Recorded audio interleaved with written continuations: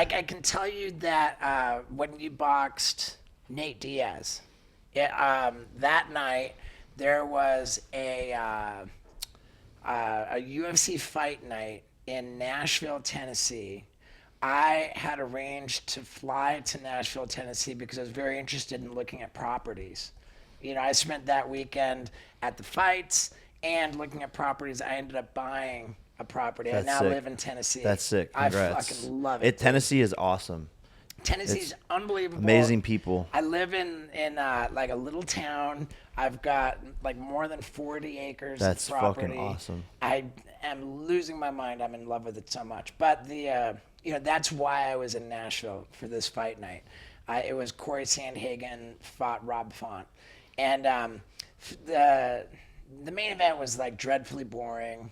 Like Dana like dipped out of the arena or whatever. And after the fight, like I was walking out and we were like, oh, let's say what's up to Dana. We go into this room and he's just turned on you fighting Nate Diaz.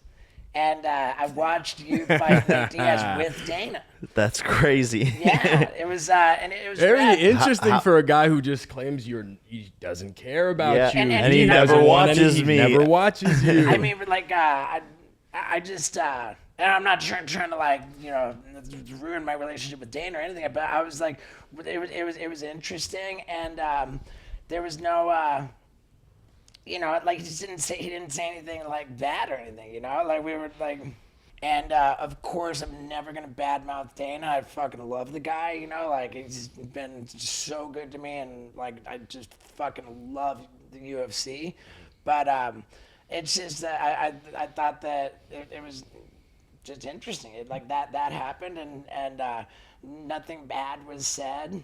Yeah. And it was just like a cool experience. The only thing I've really asked for is for the minimum fighter pay, which is $12,500, to be changed to $50,000, so that if fighters who have to work multiple jobs, if they fight once a year, even they would still be able to live off of that. And if it was twice a year, they'd make $100,000, which is great. So, but now if they're fighting once a year, it's like $12,500, or twice a year would be $25,000. So that's been my only ask to Dana to change, and that would only cost the UFC $20 million annually. So it seems like, oh, you made $3-4 billion. Why not just give a little bit more to the fighters? It's only $20 million.